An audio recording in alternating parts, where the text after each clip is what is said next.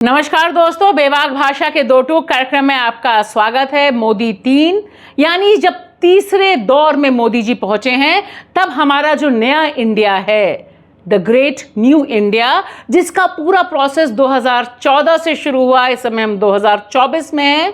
इसमें देश कितना डिक्टेटरशिप की तरफ बढ़ा है, कितना लोकतंत्र है, इसे समझने परखने का एक बहुत इंटरेस्टिंग औजार मिला है, और वह मिला है how to lose a country के जरिए। जी हाँ, तुर्की की मशहूर लेखिका, चिंतक और पत्रकार एज़ेत एमिल कुरान ने एक इंपॉर्टेंट थ्योरी दी थी, एक इंपॉर्टेंट लेख किताब के तौर पे सामने आया था, how to lose a country.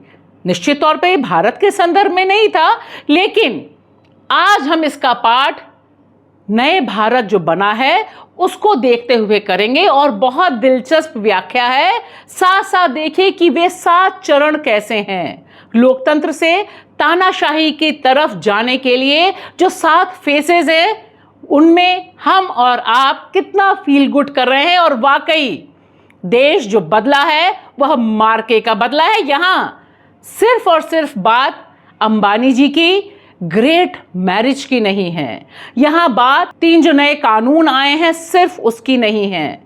बात बहुत दिलचस्प है, हमारे आपके जीवन से जुड़ी हुई है। आइए देखते हैं वे 7 कदम जिनमें हम और आप बढ़ चले हैं। डेमोक्रेसी से डिक्टेटरशिप जाने की पहली निशानी है to create a mythical past. ये जो नक्शा आपको दिखाई दे रहा है ना, यह नक्शा बहुत कुछ कह रहा है कि अतीत को लेकर झूठा गौरव रचना, भारत, अखंड भारत, हमारी सीमाएं कहां से कहां थी, हम सब वापस ले आएंगे, और एक शक्तिशाली नेता किस तरह से रामराज को लाता है, और उसके इर्द गिर्द बुना हुआ इतिहास कि हमने 1000 साल की गुलामी, जी हां, मोदी जी से लेकर तमाम लोग एक ही स्वर में पाठ करते हैं जब जब वे बात करते हैं अयोध्या में रामलला, उनकी स्थापना की, कि किस तरह से मोदी जी ने 1000 की गुलामी से भारत को बाहर निकाला। और मामला सिर्फ वहीं नहीं रुकता है, ध्यान से देखिए यह सिलसिला 2014 से किस तरह से ऑर्गेनाइज्ड रूप में हमारे सामने आता है। मिसाल के तौर पर लीजिए प्लास्टिक सर्जरी। मोदी जी का बयान याद है ना कि हमारे यहाँ प्लास्टिक सर्जरी कितने पहले से मौजूद थी। गणेश जी उसका सबसे बड़ा एग्जाम्पल हैं। और तो और हम पहले से ही, सबसे पहले दुनिया में शायद हम हवाई यात्रा करते थे, इसका जिक्र कि उड़न खटोला था। और तो और न्यूक्लियर पावर, न्यूक्लियर बम, सब कुछ इंडिया ने क्रिएट कर रखा था। और इसके इर्द गिर्द एक नेता का उदय होता है, और यह जो मिथिकल पास्ट है, क्योंकि अतीत का गौरव, ऐसा नहीं कि गौरव की चीज़ें नहीं थी, लेकिन एक झूठा गौरव जो रचा जाता है, उससे गर्व से कहो हम हिंदू हैं पैदा होता है। और दूसरा कदम है एक अधिनायकवादी नेता के इर्द गिर्द बड़ी बड़ी कहानी रचना, to create a cult leader. अब देखिए मोदी जी को इस मामले में कौन ही पछाड़ सकता है।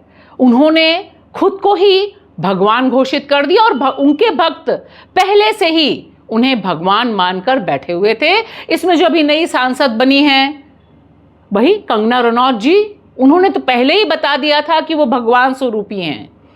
और इसके लिए जो तैयार होती हैं कहानियाँ गौरव की, शौर्य की, उसमें अब बच्चों को पढ़ाया जाता है कि जब मोदी जी छोटे थे, बालक थे, तब सिर्फ चाय की बात नहीं पढ़ाई जाती, बताया जाता है कि किस तरह से वो मगरमच्छ से लड़ भिड़ कर आ गए थे।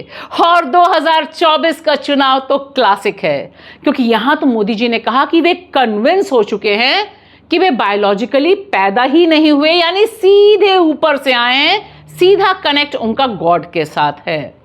और इसका जो लेटेस्ट एग्जाम्पल है वह यह कि जब अमेरिकी राष्ट्रपति का जो चुनाव चल रहा है, जो पूरी प्रक्रिया चल रही है, उसमें पूर्व अमेरिकी राष्ट्रपति डोनाल्ड ट्रंप पर जब हमला होता है, जानलेवा हमला, तो भारत में उनके भक्तगण ट्रंप और मोदी को एक साथ खड़ा कर देते हैं और बताते हैं कि दोनों में कितनी समानताएं हैं, दोनों को मारने पछाड़ने के लिए क्या क्या साजिशें होती हैं। वाकई मोदी जी बायोलॉजिकली तो पैदा नहीं हुए, इस मामले में कोई डाउट है? और तीसरा बहुत इंपॉर्टेंट कदम है मीडिया पर हमला करना, मीडिया पर नकेल कसना। और देखिए एक के बाद एक तमाम मीडिया घरानों, पत्रकारों पे जो हमला हुआ है, न्यूज़ क्लिक से लेकर द वायर पर, कश्मीर प्रेस क्लब को ही खत्म कर दिया गया, अनगिनत कश्मीरी पत्रकारों पर केस, मणिपुर पर रिपोर्टिंग ही करना अपराध हो गया एडिटर गिल्ड द्वारा, मणिपुर पर रिपोर्ट करने पर ही उन पर कार्रवाई हुई। और भारत का एक और एक्सक्लूसिव फीचर है गोदी मीडिया। जी हाँ, जिस तरह से मीडिया पर मोदी जी ने नकेल कसी है, और ये जो मीडिया है, गोदी मीडिया, कॉरपोरेट मीडिया, यह तो मोदी जी का जो प्रचार प्रसार करता है वैसा तो बीजेपी के प्रवक्ता नहीं कर पाते, बीजेपी का आईटी सेल पिछड़ जाता है। तो ये बहुत यूनिक फैक्टर है।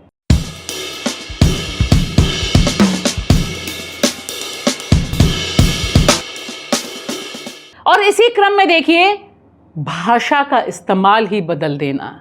जी हाँ, किस तरह से री इन्वेंट की जाती है लैंग्वेज। मिसाल के तौर पे देखिए विश्व गुरु, पापा ने वॉर रुकवा दी पापा। जी हाँ, पॉपो, मोदी जी ने वॉर रुकवाई। लव जिहाद, लैंड जिहाद, टुकड़े टुकड़े गैंग, इसमें फिलिंग द ब्लैंक्स है, आप भरते जाइए। लेकिन ये जो सारे शब्द हैं, यह सारे शब्द ज़मीन पर कहीं से भी मौजूद नहीं, सारे के सारे फर्जी शब्द हैं। लेकिन इन शब्दों के इस्तेमाल के ज़रिए एक दूसरे ढंग का ऑरा या तो खौफ पैदा किया जाता है या फिर भक्ति पैदा की जाती है। और पांचवा बहुत अहम है दिमाग पर हमला, शिक्षा पर हमला। बुद्धिजीवियों और शिक्षा पर हमला किए बगैर डिक्टेटरशिप आ ही नहीं सकती, क्योंकि जब तक डर नहीं होगा और जब तक सच को आप छुपाएंगे नहीं, तब तक कैसे डिक्टेटर बन पाएंगे। इसीलिए देखिए रोमिला थापर से लेकर शोमा सेन, अब अरुंधति राय, सब किस तरह से निशाने पर आते हैं। रोमिला थापर की जो किताबें इतिहास का पूरा ग्रास रूट सबल्टर्न पर्सपेक्टिव देती हैं, वही गायब हो जाती हैं पाठ्यक्रम से। और स्कूली किताबों से तो डार्विन थ्योरी ही हटा देते हैं, मनुस्मृति को डाल रहे हैं, और अब तो परीक्षा ही नहीं होने देना। क्यों होगा परीक्षा, क्यों होगा एग्ज़ाम, क्यों लोग बनेंगे, क्यों नौकरी मांगेंगे, लिहाजा पेपर लीक, नीट से लेकर क्या क्या। और जिस तरह से आप नौकरी को जब भूल जाते हैं तो क्या बनेंगे। जो नौजवान हैं या तो भक्त बनेंगे या तो गौरक्षक बनेंगे, और कुछ नहीं तो पकौड़ा तो तल ही लेंगे। और छठा सबसे इंपॉर्टेंट है तमाम संस्थाओं पर कब्जा करना, to create a totalitarian structure, ED, CBI, bureaucracy, legal system. और अब तो बहुत ही अच्छे दिन आ गए हैं। देखिए तमाम जज एक के बाद एक बीजेपी को ज्वाइन कर रहे हैं। एक महोदय बन गए सांसद अभिजीत गंगोपाध्याय, और दूसरे अभी लाइन में हैं, मध्य प्रदेश में शामिल हुए हैं। ये जो सारी फहरिस्त है, चाहे सुप्रीम कोर्ट के जजों का रिटायर होने के बाद गवर्नर बनना या इम्पोर्टेंट पोस्ट पे जाना, यानी सब कुछ कंट्रोल में है। और ब्यूरोक्रेसी में लेटरल एंट्री, यानी पूरा का पूरा सिस्टम अंडर टाइट कंट्रोल। और सबसे इम्पॉर्टेंट है जिससे ठप्पा लगता है डिक्टेटरशिप का, कि कानून का राज हिंसक राज में आराम से तब्दील हो जाता है। और भारत तो ख़ास है। देखिए अब बुलडोज़र न्याय चलता है, न ज़रूरत कोर्ट की, न कचहरी की, न प्रोसेस की। राज बहादुर का मन आया, बुलडोज़र चला दिया गया। क्या मोदी राज, क्या मध्य प्रदेश, क्या दिल्ली। और फिर मॉब लिंचिंग। देखिए जिस तरह से महाराष्ट्र में भगवाधारी गुंडे मस्जिद को तहस नहस कर रहे हैं। और यह सीरीज़ बहुत लंबी है, क्योंकि देखिए उत्तर प्रदेश, जहाँ पर 2 मुस्लिम नौजवान एक सामान लौटाने के लिए पहुँचते हैं दुकान पर, उनकी मॉब लिंचिंग तो होती ही है, उन्हीं के ऊपर केस भी दर्ज हो जाता है।